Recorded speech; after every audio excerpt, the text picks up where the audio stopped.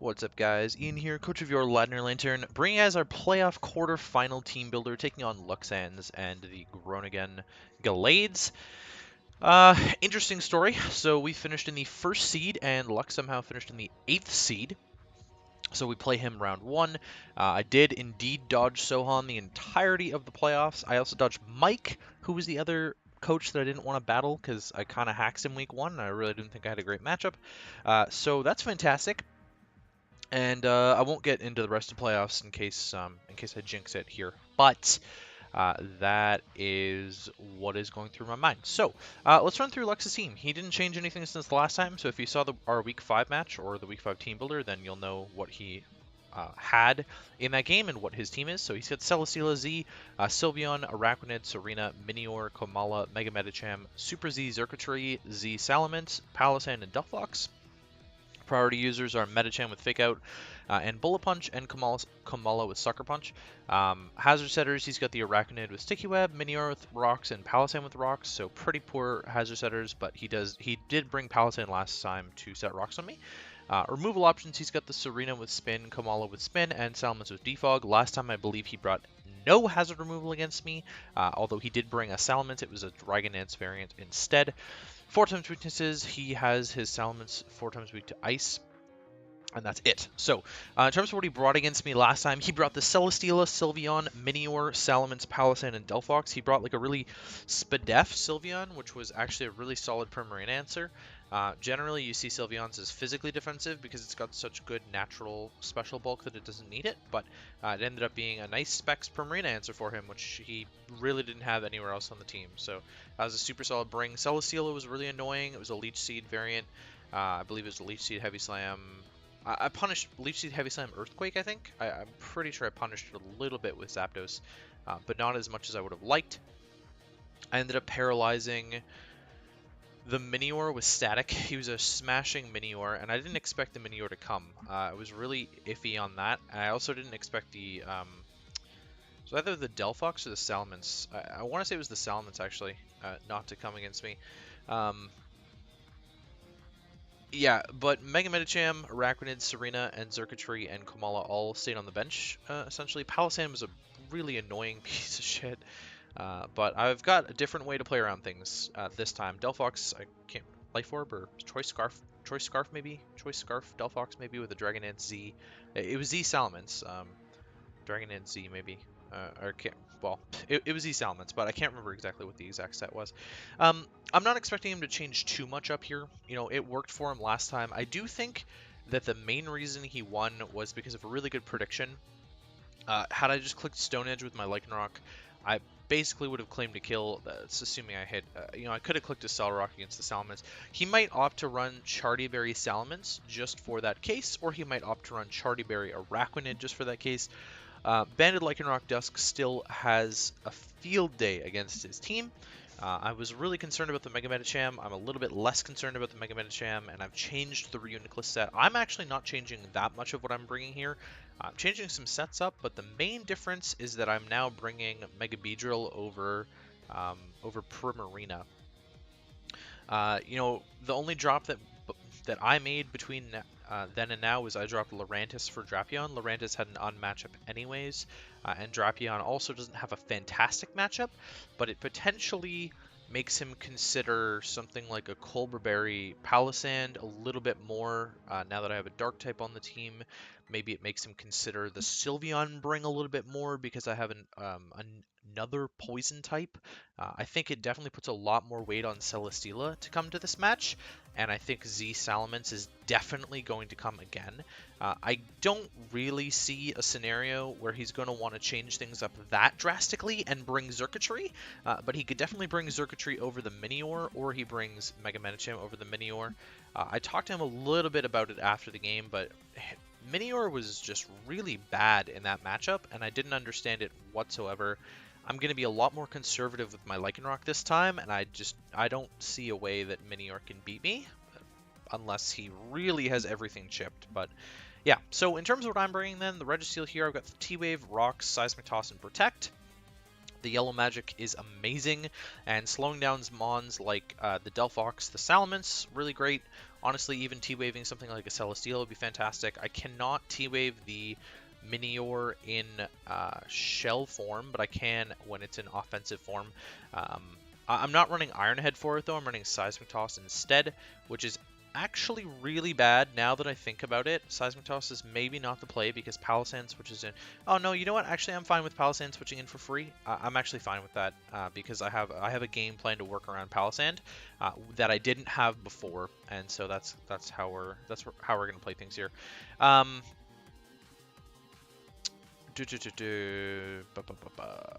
Where was I going with this? I'm Spidef. This is a Sylveon answer to kind of a Delphox answer, but not really. Kind of a Celesteela answer, but not really. Kind of a Xurkitree answer, but not really. In fact, it's definitely not a Xurkitree answer. But it's nice to have something to, absorb Sylveon hits and maybe just be a nice neutral pivot here, I think, for the team, which will be solid. I've got Protect on there for Metacham's high jump kick if he wants to roll with that, and just scouting out moves in general.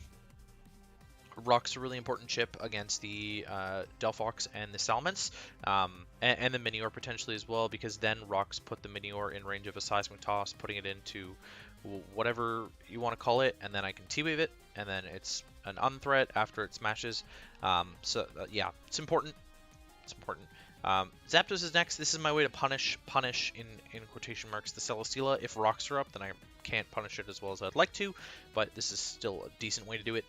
Toxic for the Sylveon and the Araquanid, ideally. Serena 2 and potentially the Palisand, most likely the Palisand. I will try and Toxic the shit out of that. Same with the Xurkitree, because if I can Toxic the Xurkitree as it sets up on my Zapdos, then my Registeel's got Protect. I can Solid Turn, and then we're looking at like 4 turns of toxic damage that the Xurkitree's racked up, which should definitely be enough for even a max HP variant to get blown back by an SL Rock from Lycanroc. I've got Whirlwind on there just in case the Celesteela gets out of hand, just in case the Salamence gets out of hand, and Roost for my own recovery. I'm just sort of a mixed defensive set. I didn't necessarily EV to live anything in particular, but I didn't need all of the physical bulk that I had last time. Ooh. Excuse me. And so it's nice to have some special bulk on there. Mega Metacham's going to blow me back, so I have to hope for a static para. Beedrill's next. I was really hesitant about bringing Beedrill last time, and the reason for that is because Celesteela just switches in so freely. This game, I don't really care. And I'll be completely honest about that. I just need to pressure the Celesteela a little bit, get it weakened a little bit maybe. That's kind of my best play, is doing that. And so if I can maybe bring Beedrill in on something that it scares out, which is quite a few things here actually. Sylveon I scare out for sure. The Mega Metacham potentially scare that out depending on if he's got Bullet Punch or not and how much bulk he thinks I'm going to have. Serena I definitely scare out because he's got to go with one of the berries, but he doesn't know which berry he's got to go with, whether it's Tanga or Kebia. I believe I threatened out the Xurkitree. It should just straight up die to a Poison Jab. Salamence I may or may not scare out. Depends if he's got an Intimidate on me. But that's kind of the idea behind the Beedrill. I can pivot around, get rid of items with the knockoff. It's kind of the best idea here. I've got Defog. I didn't have room on Zapdos for Defog, so we're running Defog on this to get rid of those rocks and the webs potentially. I still outspeed a ton of stuff. Even with webs up, I should absolutely outspeed the Araquanid and get a Defog off as it kills me. Yeah, just dual stab and all that is really solid here. Excuse me. It's just chip. That's the main thing. So I have 3 potential win cons now after the Beedrill, and they all rely on chip damage from the supporting cast, which is Beedrill, Zapdos, and Registeel here. I'm running enough speed on the Beedrill to outrun his fastest mon, which is Minior, and then I'm max attack, a little bit of bulk. First up is Garchomp. I'm running Fire EMZ Garchomp. Shoutouts to Evan for the set idea. It's a nice way to break through Celesteela. It's somewhat of a way to break through the Palisand. Really depends on what set he is. I honestly cannot remember what Garchomp set I brought last time. No, actually I do remember now. I brought Scarf Chomp to outrun Dragonance Salamence. I don't see Dragonance Salamence as that big of a threat if I'm going to be more conservative with my Lycanroc. I think I've reevaluated my priorities a little bit there. But SD, 3 attacks, breaks through really easily, and Fire Fang's a nice way to deal with not only Celesteela, but Serena as well. At +2, Earthquake should demolish the Sylveon, so I don't really need poison coverage for that. And then Dragon Claw is just really nice neutral damage against everything else that wouldn't otherwise be weak to Earthquake. And at +2 against the Xurkitree, I potentially just click Dragon Claw, honestly, depending on how much chip I have on me. Just in case he's Shuka, I'd want to be a little bit conservative and safe about my click there, and I'd rather click Dragon Claw, unless Earthquake will outright kill through Shuka anyways. I'm running enough speed on here for base 100s, which are Mega Medicham and Salamence. Pardon the yawn. Max attack, a little bit of HP. Lycanroc-Dusk, I'm bringing the same set as last time.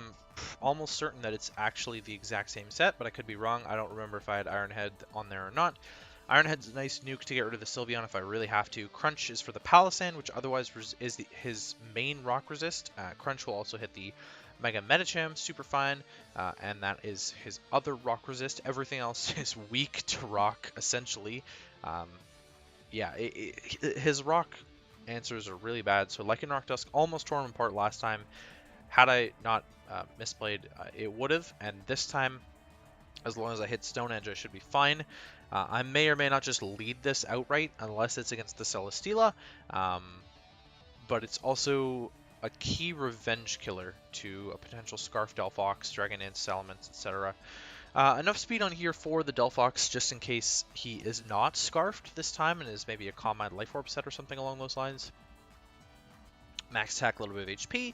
And then last but not least is the real WinCon, which ended up bringing a super whack set last time. And he's got access to my Teambuilder, of course, so he can know exactly my EV spread that I made to deal with the Mega Medicham, and potentially just doesn't even bring the Mega Medicham based on that. It was also not so effective against the Celesteela, but you know what I noticed in building this time is that he doesn't have a Dark type. And the other team that didn't have a Dark type, we brought this exact-ish same Reuniclus set against, and unfortunately got hacked to death by Sohan in Week 6, which, mind you, was our only other loss in the season. So, if this Reuniclus set can get going, I can just put myself in a position where this Reuniclus wins again. He doesn't actually have very many tools to deal with this, unlike Sohan, who ended up bringing tools to deal with it, i.e. Trick Azelf and that Sub-Endeavor Mega Diancie that were very scary and very sketchy matchups for this Reuniclus set. There is a single Trickmon on this team, and it's Delphox. So, you know, that could be a threat. I'm definitely going to scout for that sort of shenanigans before going in with this Reuniclus, unless I'm forced to. There's no, like, good Sub-Endeavor sets on his team. There's not a lot of good ways to deal with this if I'm him. Basically, once I get an Acid Armor up, the Araquanid, the Celesteela, and the Salamence all become non-issues. And then I can get up a Calm Mind, and then all of his special threats become non-issues. I'm carrying Leftovers because I want the residual recovery. I know that they might get knocked off by something like a Serena, but I'm not overly concerned about that. The residual recovery is nice, don't get me wrong, but it's not necessary with Recover as a move either. I'm actually running a little bit of speed on here. I'm running a little bit of speed for the Palossand. Now, the reason I'm running speed for the Palossand, and this is enough speed for min speed Palossand is what I'm running, is because I would imagine the Palossand comes again. I didn't think it was the best way to deal with my team last time, but it can still pressure a lot of my Mons. It does get pressured really hard by Mimikyu and Primarina. I was very much considering Mimikyu in this matchup again, because Mimikyu looks fucking fantastic here. I didn't have room for it with the Reuniclus set, and I really feel like the Reuniclus set puts me in a better spot. Mimikyu would have given me 4 physical attackers, and then I would have become very weak to the Palossand if it wasn't dead. Yeah, I'm not sure what to say about that, but yeah, I'm running enough speed for that so that I can recover on it, and so that it's essentially set up fodder at that point, because I can just always click a setup move or a recover against the Palisand and never be in danger of dying to it, because it really cannot hit me back that hard with a Shadow Ball, especially after a Calm Mind. So while he may think he has an offensive advantage against my Arena, because he can't deal with that, and obviously being Magic Guard Toxic won't affect me. So that's kind of my plan to deal with the Palisand, which is what the Zapdos and the Lycanroc and the Garchomp all kind of bait in, is the Palisand, right? So the idea being I can pivot on the Celesteela with Beedrill, bring in something like a Zapdos, a Garchomp, or a Lycanroc, which baits in the Palisand. I get a hit off on the Palisand. I get to go into my Reuniclus, potentially on his rocks, or an attack, which lets me set up and hopefully win the game from there. You know, if he is like a Scarf Trick Delphox, that's really good prep on his part, considering what has happened. I would imagine Sohan probably helped him build, if that's the case. But I'm firmly set in this build and confident in these win cons. Confident enough, I should say, that I believe I'm in a position where I can win this game. Personally, I felt like I was in a position where I could have won the game last time as well. You know, I did end up getting a little bit of hacks in my favor after a misplay. But I do think that I could have won that game had my play been a little bit different. In terms of what I'm not bringing, realistically, I talked about a couple of these last time, and I just covered Mimikyu right now, so I'll skip Mimikyu. Primarina, reason I'm not bringing it is so that I can make room for Mega Beedrill, which is essential to the plan of pivoting around and getting into the mons that I need to force in the Palisand. Dugong, I didn't bring it last time. I'm not bringing it this time. It actually would have been fairly effective at dealing with the Palisand, but again, I think that it's setup fodder. Besides that, Dugong is just like really bad against the rest of his team. It's setup fodder itself for mons like Celesteela. It just can't eat hits from Medicham. Honestly, can't even eat hits from the Delphox. Beware. Beware doesn't look that horrible, but it does kind of look pretty bad. You know, it definitely has to run like ghost coverage for the Palisand, which again I think is coming. It has a tough time breaking through Celesteela without Thunder Punch, so you know, it needs kind of a wide variety of moves there, and I just couldn't. I didn't have the space for it, and it's a little bit too slow for this matchup as well. Drapion, so yeah, this is interesting, right? Because I had Lurantis before. Drapion doesn't look half bad, especially as a nice Sylveon check. You can knock off items from a lot of mons, you know, set up T-spikes against his team, which is fairly effective at wearing down his grounded mons, which is quite a few of them. Biggest issue, you know, it's actually kind of a decent Delphox check too. Biggest issue being for Drapion that it doesn't just fit. It really just doesn't fit. You know, if it had rocks, I'd love to bring it. That's kind of the only reason that I'm bringing Registeel this week. In my mind, I would have preferred to have like Spadef Drapion than this Registeel set, but unfortunately I didn't want to throw rocks on the Lycanroc when Registeel can run them instead. So that's kind of the idea behind that. So that's the team. Hopefully you guys enjoyed, and hopefully this is a solid quarterfinals matchup for you guys to watch. We're taking on Luxanse and the Groningen Gallades in quarterfinals of WPL Season 8.